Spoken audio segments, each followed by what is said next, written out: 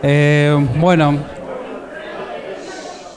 vamos a dar comienzo al primer módulo del séptimo curso de actualización, universitario de actualización en anestesiología.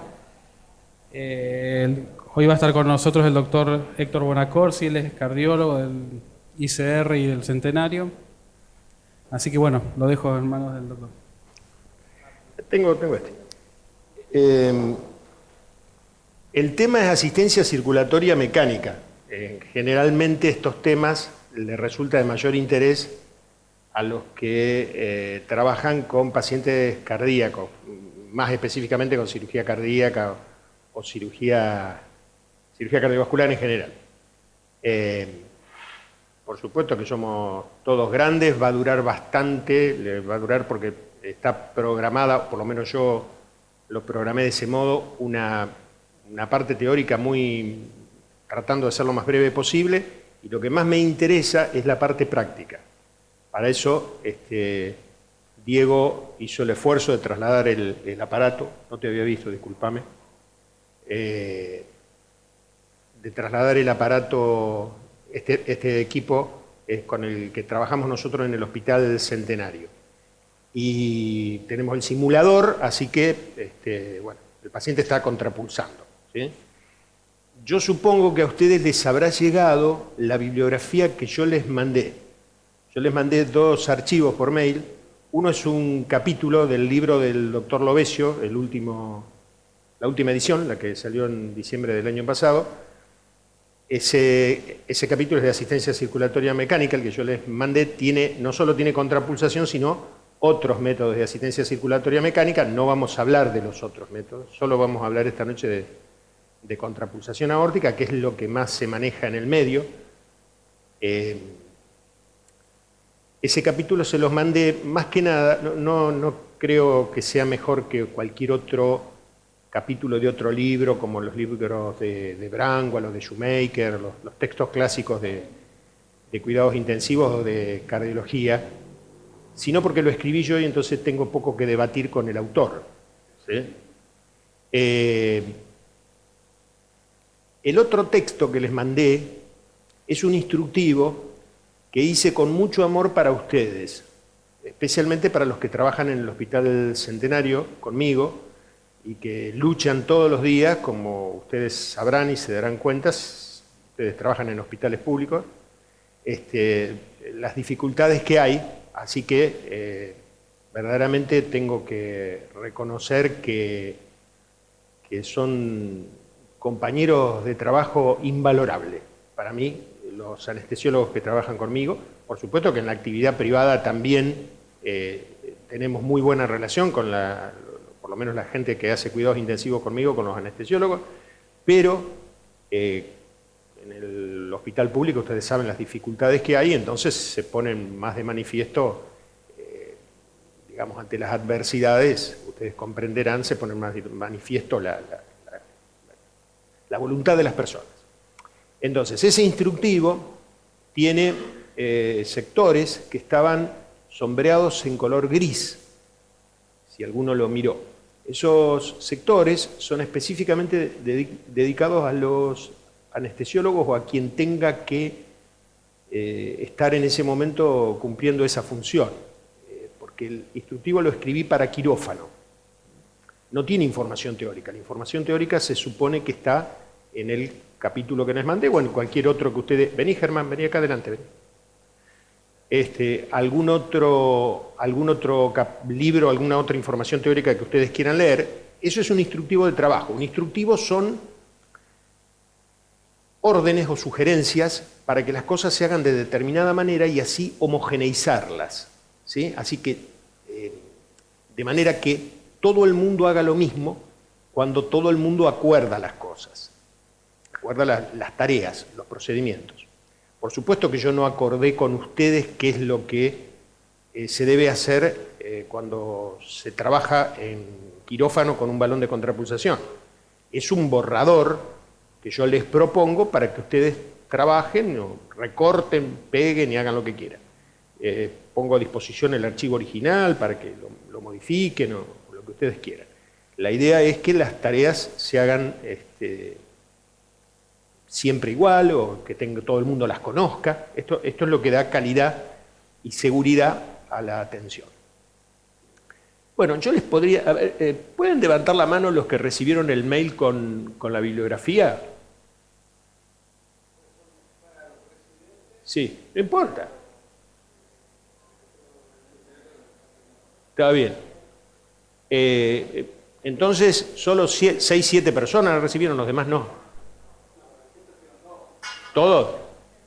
Bueno, entonces, si hay tantos residentes, la deben haber leído. Podemos usar esos conocimientos para saltear la parte teórica, ¿o no? ¿Alguno quiere hacer preguntas de ese? ¿Quieren que directamente pasemos a la parte práctica y salteamos la teórica? Ya dicen que no. No, ¿no? Sí, yo me había imaginado algo de eso. Bueno.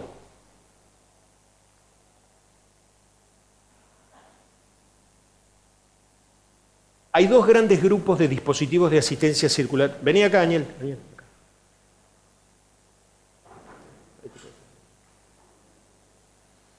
Hay dos grandes grupos de dispositivos de asistencia circulatoria mecánica. El que tienen ustedes acá adelante, que se llama bomba de contrapulsación, y el catéter que está trabajando allí es el catéter balón de contrapulsación aórtica. Pueden acercarse todo lo que quieran porque vamos a tratar de hacerla lo más informal posible la charla. Es más, cuando lleguemos a la parte práctica van a tener que venir todos para acá para toquetear los botoncitos, porque para eso es esto.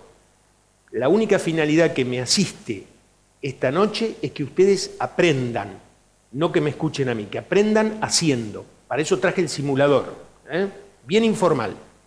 Así que, por favor, interrumpan todo lo que quieran y si no, yo los hago participar a la fuerza.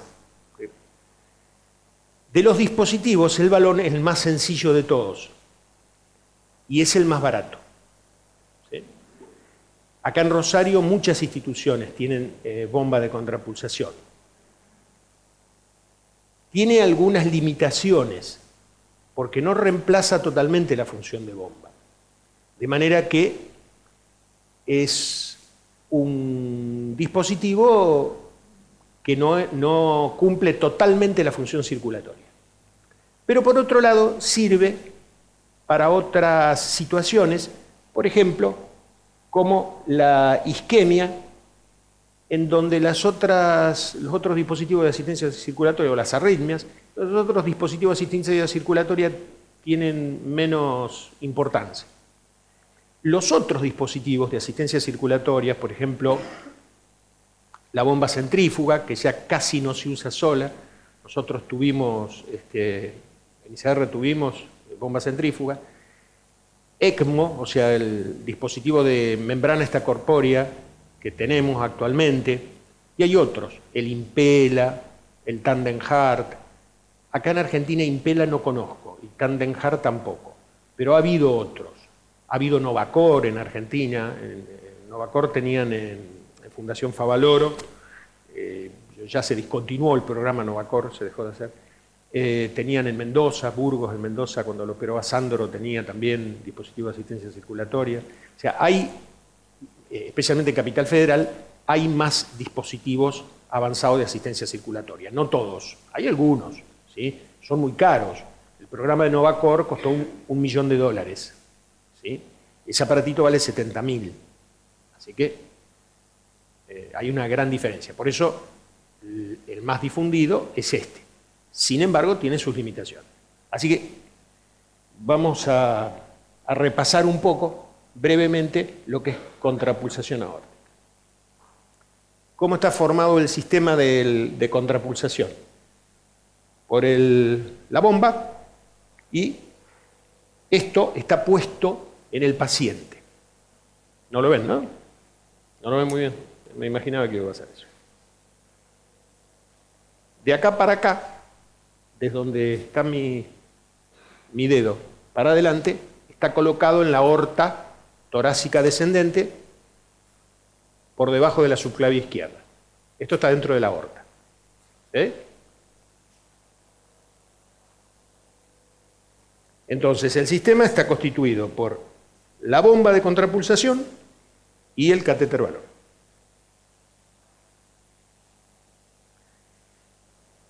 No voy a hablar de la historia, lo único que le resalté aquí abajo es que las primeras experiencias clínicas fueron en el año 68.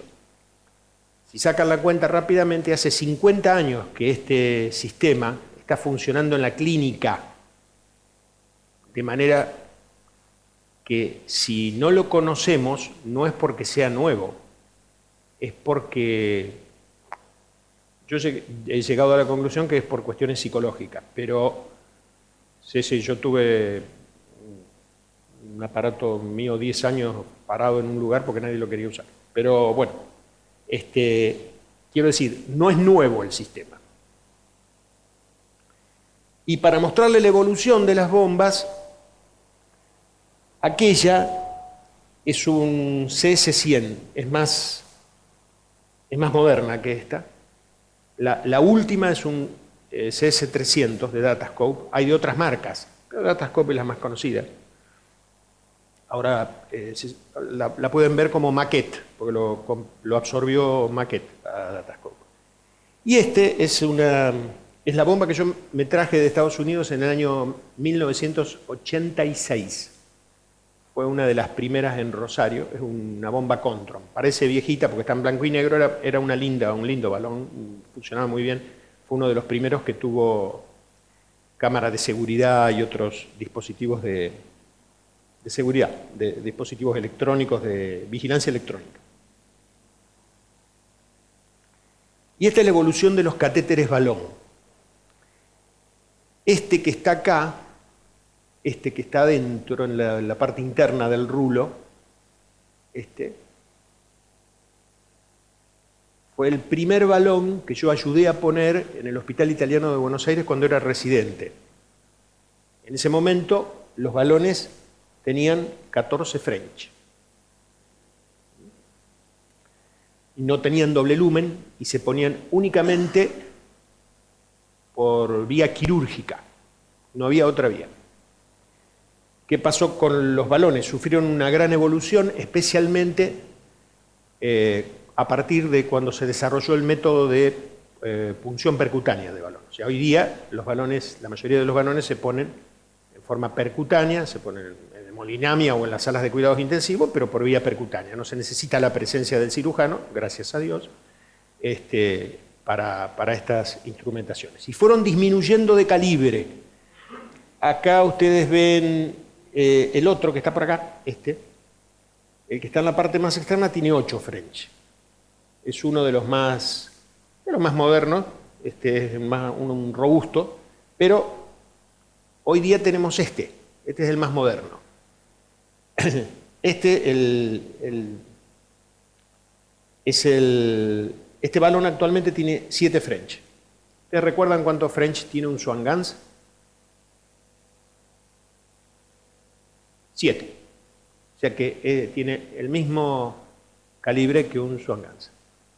Es un poco más delicadito, pero tiene 7 French. Ya vamos a ver por qué es importante que hayan disminuido de calibre los balones. Las técnicas de inserción, como les comentaba recién, la de uso más frecuente es la femoral, la percutánea femoral. ¿Sí? Esto es lo que se ve en el 95-97% de los pacientes. Noten que está puesto sin la camisa, sin la vaina. Sin la vaina.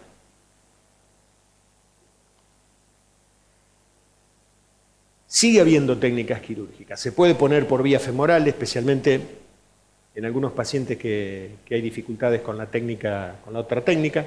Se puede poner por el arco aórtico, en cirugía cardíaca, cuando está el esternón abierto y la aorta expuesta, y se puede poner por la aorta axilar, por la arteria axilar o arteria subclavia. Este es el primer paciente en Argentina que se le puso el balón por arteria axilar, se lo pusimos nosotros y lo publicamos en la revista argentina. Ya no es el primero en el mundo, o sea, ya se había puesto hace mucho tiempo, pero acá en Argentina nadie lo había puesto y bueno, lo intentamos y salió bien. Está claramente, se ve claramente que entra por la arteria axilar o subclavia, depende de la altura donde se haga, se denomina de una manera o de la otra. El tema de la camisa. La camisa o vaina se puede ver bastante bien en este sitio de la diapositiva, hace que aumente el diámetro dentro de la luz de la arteria. El diámetro ocupado por el dispositivo adentro de la luz de la arteria aumenta. Más o menos para este caso, este es un balón de... Está calculado con uno de 9.5, pero es más o menos parecido para el de 8 o para el de 7. Baja entre un 20 y un 25% el diámetro. Así que siempre que se puede, hay que colocarlo sin vaina o camisa, ¿sí? Esto mejora mucho el flujo dentro de la arteria, porque una de las principales complicaciones que ya vamos a ver es la isquemia del miembro donde se coloca. No es muy frecuente, pero se ve. ¿Cuál es el principio de funcionamiento? Se infla en la diástole y se desinfla en la sístole. ¿Sí? Está gatillado generalmente por el electrocardiograma, puede ser gatillado por presión, pero para que se tenga una idea más fácil, ese tipo de funcionamiento hace que al desinflarse en la sístole disminuye la impedancia aórtica. O sea, una parte de la poscarga del sistema circulatorio. Más o menos un 15%, entre un 15 y un 20%. Y al inflarse en la diástole, aumenta el flujo coronario, que es lo más importante, y algo el flujo periférico. ¿Sí? Como consecuencia de esto, se aumenta el volumen minuto. El aumento del volumen minuto del índice cardíaco, que es más o menos lo mismo, varía entre el 10 y el 40%, en promedio un 20%. En promedio un 20%. Retengan ese número porque nos va a servir después. Y por aumentar la presión y el flujo diastólico coronario, mejora la isquemia miocárdica. Eso no lo tienen los otros sistemas de asistencia circulatoria mecánica. Pero tiene limitaciones, como les dije al principio. Una de ellas es que el paciente no tenga isquemia miocárdica activa, porque una de las principales ventajas o bondades es que aumenta el flujo coronario. Entonces, si el paciente no tiene isquemia, ya se pierde bastante. Pero peor es si tiene poscarga baja. O sea, peor es si a eso se le agrega que la poscarga está baja, por otras razones. Por ejemplo, porque el paciente tiene una gran vasodilatación, una marcada vasodilatación.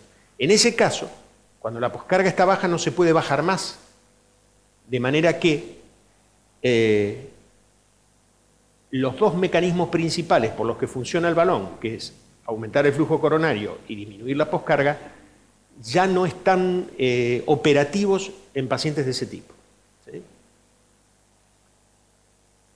Esto es muy importante por las indicaciones de balón. Y por último, la última limitación es que el índice cardíaco esté por debajo de 1.5, 1,5 litros por minuto por metro cuadrado. ¿Por qué? Por lo que les dije hace un ratito. Si sube el 20% de 1,5 son 300 mililitros. O sea que el paciente pasaría a tener 1,8 de índice cardíaco, con lo cual no sale del shock. ¿Sí? ¿Qué se hace en estos casos? Bueno, para estos casos están indicados los sistemas de asistencia circulatoria mecánica avanzada que reemplazan totalmente la función de bomba. Dejar a un paciente con un balón de contrapulsación cuando está en un shock profundo como este, no agrega nada. O sea, uno se queda tranquilo, es como un lexotanil, digamos, un ribotril. Uno se queda tranquilo, pero el paciente no va a salir del shock. Por supuesto, si no se cuenta con otro sistema de asistencia circulatoria mecánica, ¿qué va a hacer? Se hace lo mejor que se puede, pero convengamos, no esperen que revierta la situación hemodinámica del paciente. Indicaciones. Hay indicaciones médicas, hay indicaciones de tipo quirúrgicas. Entre las indicaciones médicas está la angina inestable refractaria a tratamiento farmacológico. ¿Por qué? Porque mejora la isquemia. Cuando los medicamentos, ya las drogas que se le han hecho y que son de público conocimiento, no les voy a decir a ustedes qué es lo que se hace,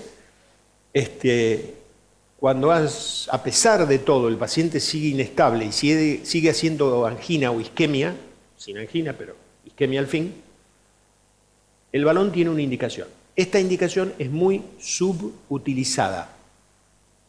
Las unidades coronarias subutilizan el balón. ¿Por qué? Yo creo que por miedo al dispositivo, lo mismo que nos reúne hoy aquí. O sea, mi finalidad aquí, hoy, es que ustedes pierdan el miedo al dispositivo. Creo que ese temor que existe cuando uno ve un aparato que parece complejo y que uno no conoce, hace que se subutilice. Por eso le decía que me parece que son cuestiones psicológicas lo que hacen que este dispositivo se haya usado poco en los últimos 50 años. La insuficiencia cardíaca izquierda refractaria a tratamiento farmacológico también es una indicación. El extremo de eso es el shock cardiogénico, pero entre paréntesis está más o menos algo que acabamos de decir recién. El paciente tiene que tener resistencias vasculares sistémicas normales o altas, porque si las tiene baja, o sea, si tiene la poscarga baja, el balón no lo va a ayudar. Salvo que tenga isquemia y lo pueda ayudar por ese asunto, pero si no, ni ahí. Las complicaciones mecánicas del infarto son una indicación clara, tanto la CIB como la insuficiencia mitral aguda posinfarto. La arritmia ventricular grave refractaria a tratamiento farmacológico completo, por supuesto, cuando se presume que es de naturaleza isquémica, ¿verdad? No se la van a poner un Chagas. ¿Sí? Y se usa bastante durante el cateterismo cardíaco y los procedimientos endovasculares, las angioplastias, los TAVI, otro tipo de procedimientos. Dos palabras de shock cardiogénico para reforzar un poquito esto de las resistencias vasculares. En los textos clásicos, hasta no hace mucho, ustedes podían leer esto sobre el shock. El infarto, el shock posinfarto, ¿no? El shock posinfarto de miocardio. Infarto de miocardio, disfunción miocárdica, sistólica, diastólica, pipí, hipotensión, vasoconstricción compensadora, disfunción miocárdica progresiva y si no se interviene, la muerte. ¿Está? Esto es de Bramwell, los autores, está publicado en Harrison. El mismo gráfico lo encontraban en Harrison, el de medicina interna, y en Bramwell. Esto hasta hace poco. Ahora le han puesto, en las últimas versiones, le han puesto acá otro circuito, otra serie de flechitas en rojo, alternativas, que tienen que ver con lo siguiente, que es esto. Hace ya unos cuantos años, hace ya 7 años, publicamos una revisión en la revista argentina la revista de la Federación Argentina de Cardiología, con algún colega, que básicamente les resumo lo que dice el trabajo. El trabajo dice que hoy los infartos no son iguales que antes, porque los infartos hoy día, además de oclusión coronaria, tienen reperfusión coronaria, ¿sí? Ya sea por trombolíticos o por angioplastia primaria, pero la mayoría de los infartos tienen reperfusión. Antes había una muy pequeña proporción de pacientes que reperfundían, los que reperfundían espontáneamente. Y eso ha hecho que si bien existe este círculo de isquemia, necrosis, disfunción miocárdica y que termina en muerte si no se interrumpe, ha aparecido una respuesta a la injuria dependiente de la combinación isquemia, reperfusión y necrosis, que en realidad, más que vasoconstricción, da vasodilatación. ¿A qué quiero llegar? Hoy en día los shocks que vemos frecuentemente todos los días, más que estar vasocontraídos, están vasodilatados. Entonces, esto ha hecho que la utilidad del balón haya bajado. incluso ha bajado en las guías internacionales, como ya vamos a comentar. ¿Está bien? ¿Está todo claro? ¿Cómo se ve esto? Este fue el primer multicéntrico que lo patentizó, digamos, el IABP Shock Trial. Este era chiquito, era de 45 pacientes, pero en este multicéntrico la contrapulsación no disminuyó la disfunción orgánica múltiple ni mejoró el índice cardíaco más que el tratamiento médico. Como esto quedó flotando y parecía un hallazgo muy significativo, muy notorio, se hizo la segunda versión, el IABP Shock Trial, esta vez con 600 pacientes, en donde no redujo la mortalidad a 30 días. ¿Está clarito?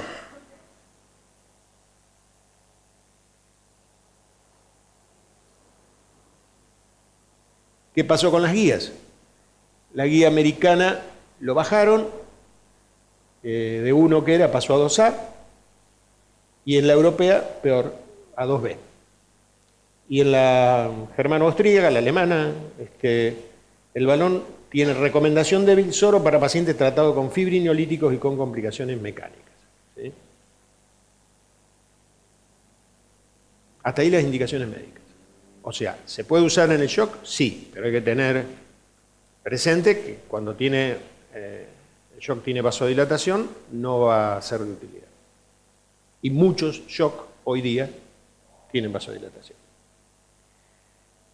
¿Cuáles son las indicaciones quirúrgicas? El alto riesgo quirúrgico preoperatorio, me interesa que lo veamos bien, como puente al trasplante cardíaco, la falla cardíaca a la salida de circulación extracorpórea, que es un shock, ni más ni menos, y de nuevo, como en todo shock, tiene que tener las resistencias vasculares normales o elevadas, porque si las tiene disminuida, pasa lo mismo que en el shock no quirúrgico. Y con el síndrome de bajo gasto cardíaco posoperatorio en la sala de cuidados intensivos, pasa lo mismo. El síndrome de bajo gasto es una falla cardíaca que puede llegar hasta el extremo del shock cardiogénico, son diferentes nombres para nombrar lo mismo. También tiene que tener resistencia vascular sistémica normal o elevada, porque si está vasodilatado ya sabemos lo que pasa. Alto riesgo quirúrgico preoperatorio. ¿Tiene beneficio? Sí. En este punto el balón todavía conserva claramente sus indicaciones. No es como en el shock. Reduce la mortalidad hospitalaria, reduce la insuficiencia renal aguda posoperatoria y la terapia de reemplazo renal, y con 1 hora de contrapulsación preoperatoria es suficiente, por lo menos en 4 randomizados. ¿Cuáles son los estudios clínicos? Estos son randomizados y estos son metaanálisis. El que más trabajó fue holandés, un cirujano holandés que se llama Christensen, que generó esto. La mayoría de estos criterios son sacados de los trabajos de Christensen. Estos criterios, el nivel de evidencia de estos criterios con estudios randomizados. O sea, son evidencia fuerte. Con más de 1, o sea, con 2 o más, el paciente tiene una indicación dura para contrapulsación preoperatoria, o sea, corresponde a un alto riesgo quirúrgico en cirugía cardíaca, que es lesión de tronco mayor al 70%, fracción de eyección menor al 40%, cirugía cardíaca previa y angina inestable o isquemia. Isquemia en curso, isquemia refractaria. Por ahí el paciente no tiene angina, pero tiene isquemia silenciosa. Estos otros criterios son de evidencia más débil porque provienen de estudios de cohorte. Se pueden adicionar o tomar en cuenta, depende del paciente, anastomosis en vasos de la cara posterior cuando se hace una cirugía sin bomba, hipertrofia de VI, hipertensión arterial, presión de fin de diástole ventrículo izquierdo mayor de 20, los pacientes añosos mayores de 70 años, la cirugía de urgencia o emergencia, la insuficiencia mitral en coronarios, la enfermedad coronaria difusa y el infarto de menos de 6 horas de evolución, que hace mucho que yo no veo operar ninguno, pero Conclusión del criterio de alto riesgo quirúrgico. Parece haber acuerdo en los pacientes de alto riesgo, inestables por angina o por insuficiencia cardíaca. Fíjense que muchos de estos pacientes, porque si decimos que el paciente tiene indicación por angina en curso y es preoperatorio, alguien podría decir, che, ¿por qué no se lo pusieron antes al balón? Si tiene indicación clínica de balón. Eso pasa muy frecuentemente. A mí me presentan pacientes que van a operar, si no te parece de ponerle un balón antes de la cirugía, sí, se lo podrían haber puesto una semana antes también, porque ya tenía indicación. ¿Sí? Es debatible en electivos de alto riesgo, pero el tercer punto creo que es el más importante. Parece importante el análisis de cada paciente en particular y del escenario local. Ustedes como anestesistas son muy importantes para la decisión del clínico. ¿Por qué? Si uno como clínico, como cardiólogo clínico, sabe que al paciente la inducción se la va a dar un anestesista que tiene mucho conocimiento del tema cardiovascular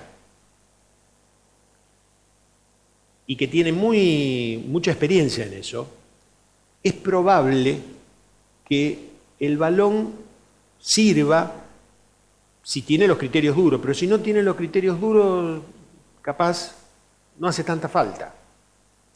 Mientras que si las personas que están trabajando, no solo el anestesista, el perfusionista, el cirujano, etcétera, tienen no tanta práctica, y eso se ve, aunque parezca mentira, se ve, especialmente en los hospitales públicos, puede ocurrir que sea importante ponerle el balón preoperatorio, aunque no cumpla con los criterios duros y tenga alguno de los otros.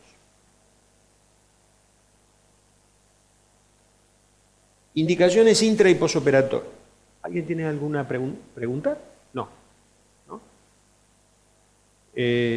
Si alguien, podemos discutir todo lo que quieran. Tratemos de hacerlo informal, no hay problema. Indicaciones intra y posoperatorias. Que serían la falla cardíaca, la salida de circulación extracorpórea y el síndrome de bajo volumen minuto posoperatorio. Yo lo miro a Adrián cuando digo discutir, porque Adrián es de discutir con conocimiento, por supuesto, Adrián. Ni hablar si tuviera Dogliotti. Ni hablar. Los dos estados, el de falla cardíaca intraoperaria, o sea, la dificultad de salida de bomba y el síndrome de bajo gasto, son estados de disfunción ventricular severa hasta el grado de shock, la mayoría de las veces sin isquemia miocárdica en ese momento. ¿Por qué no? Porque el paciente ya está revascularizado. Si se operó, está revascularizado. Cuando lo quieren sacar de bomba ya está revascularizado. Y cuando está en la sala de recuperación ya está revascularizado. Salvo que esté mal revascularizado. O que tenga una revascularización insuficiente. O que tenga malos lechos. O que tenga malos lechos distales. O que tenga vasos muy finos, que es más o menos lo mismo. En esos casos, cuando se sospecha isquemia residual, entonces podría ser. Pero si no, se supone que el paciente está revascularizado. Y como dijimos antes, muchas veces se ven diversos grados de vasodilatación hasta la vasoplejía, que es tan conocida en nuestros quirófanos y nuestras salas de cuidados intensivos. Germán, por ejemplo, el trabajo final de la carrera lo presentó con vasoplejía, ¿verdad? Este es un grafiquito histórico. ¿Por qué histórico? Porque por allá, por el año del 87 al 90, yo trabajé en un sanatorio privado de esta ciudad, que no es en donde trabajo ahora, y en esa época la enfermera preparaba el nitroprusiato antes de que el paciente llegue, la enfermera de recuperación o de terapia, preparaba el nitroprusiato antes de que el paciente llegara. ¿Por qué? Porque casi el 80% de los pacientes tenían hipertensión arterial posoperatoria. En la década del 2010, en el lugar donde yo trabajo, este porcentaje de hipertensión perioperatoria se redujo al 3%. Estamos hablando de sobre 160, más de 150 pacientes en los dos casos. ¿Sí? Una pequeña muestra, pero para tener idea de qué estamos hablando. ¿Qué fue lo que pasó? Cambió el patrón. Yo no sé si ustedes dan shock o dan shock como tema o algo por el estilo, pero el shock ha cambiado. El shock clásico de los libros, si ustedes leen un libro de hace 5, 6, 7 años atrás, probablemente ya no esté reflejando lo que es el shock cardiogénico hoy. El shock cardiogénico hoy se parece en realidad más a un shock mixto, o sea, tiene grados variables de vasodilatación asociado a la falla cardíaca.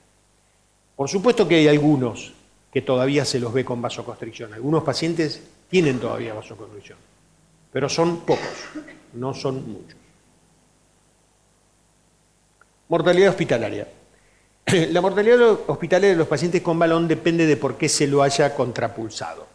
Si se lo contrapulsó por alto riesgo quirúrgico, por angina, se van a morir menos, y si se lo contrapulsa por shock, se van a morir más. No depende del balón, depende de la patología de base. Está claro. Va entre el 20% al 90%. Son cifras altas.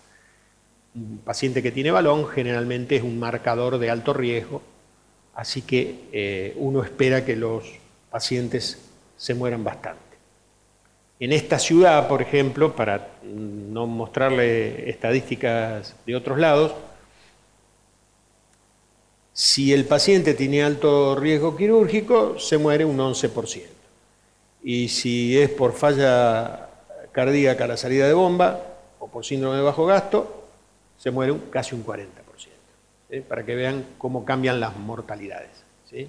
Esto es nuestro, de nuestra ciudad, así que no le estoy vendiendo nada de la literatura. Complicaciones. Las complicaciones convencionales, las más frecuentes, son la isquemia del miembro inferior, que puede requerir remoción del balón. Muchos, la mayoría, cuando se les retira el balón, mejoran la circulación. Algunos se necesita hacerle una embolectomía.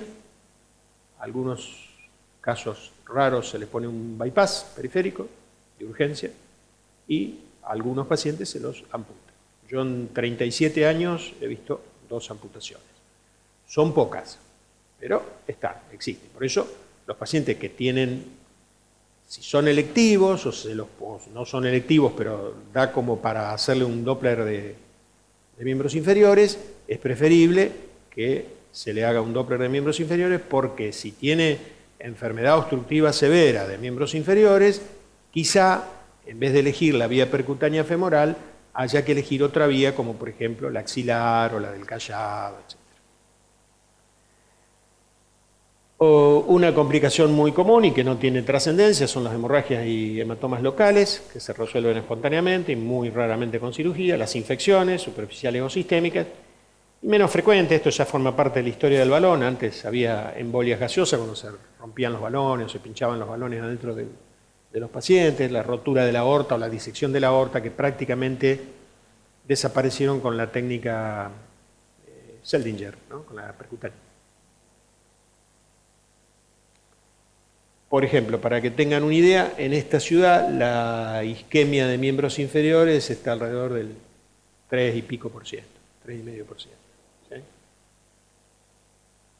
La sepsis, uno nunca sabe si es por el balón o es porque el paciente es crítico y tiene puesto todos los dispositivos que ustedes se imaginan que tienen los pacientes críticos, el respirador, lo que sea. Este apartado no creo que lo encuentren en los libros, pero, digamos, después de muchos años, uno se va dando cuenta que además de las complicaciones convencionales que están en los libros, hay complicaciones no convencionales. Una es que muchas veces se ve que los pacientes se vasodilatan más después del balón. Y esto no es raro, porque el balón de contrapulsación es un dispositivo que no está endotelizados. Si bien los materiales son biocompatibles, no están endotelizados, entonces no tiene por qué no generar reacción de injuria. Y algunas están relacionadas con el operador. Por ejemplo, hay complicaciones en la implantación del dispositivo.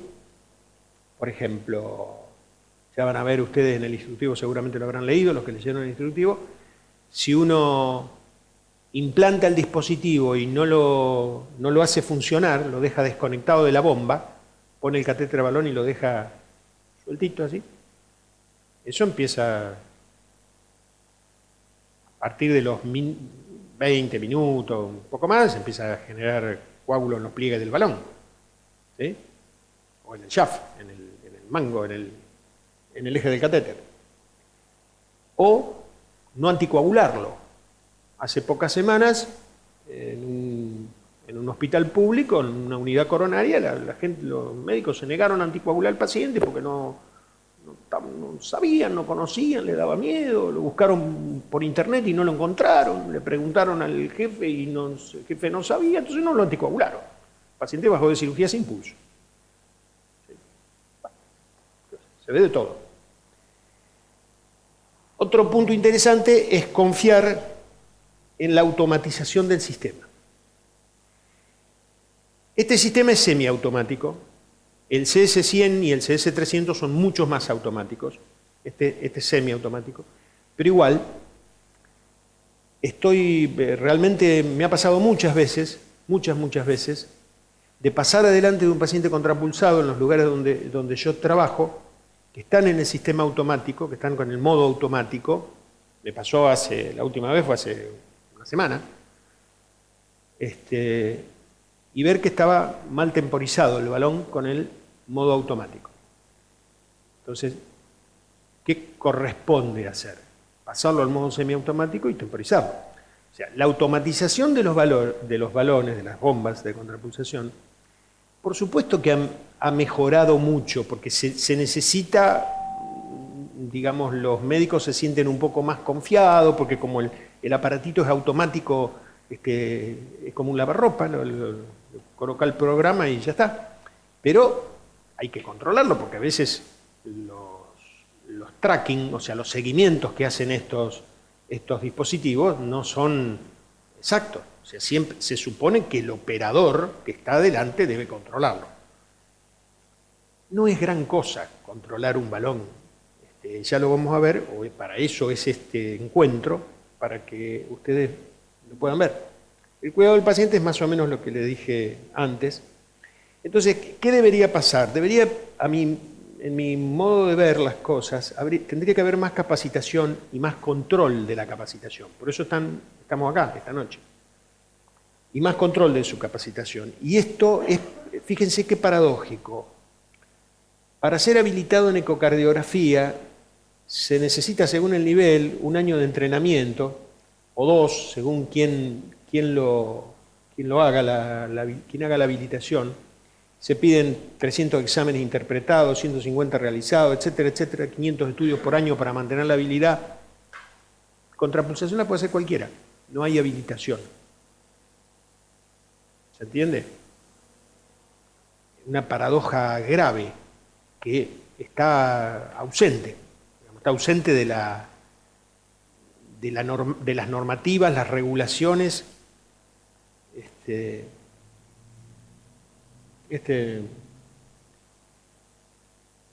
contraindicaciones.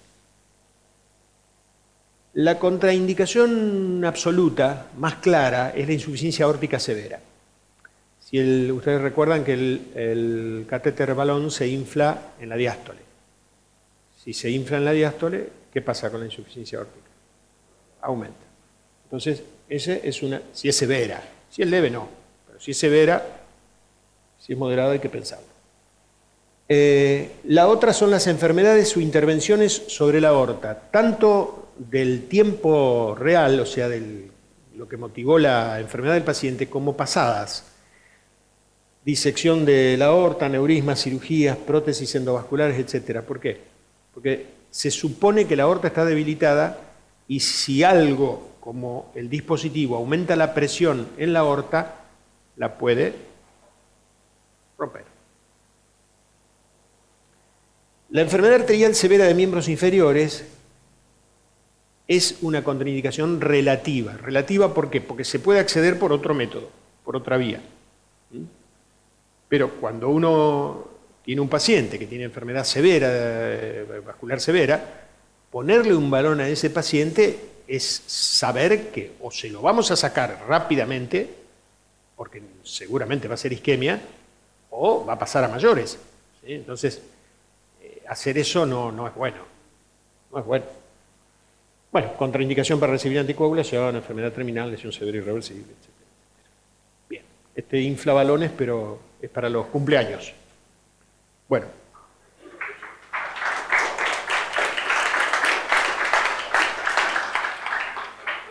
¿Quieren hacer un break y seguir con la parte práctica o no?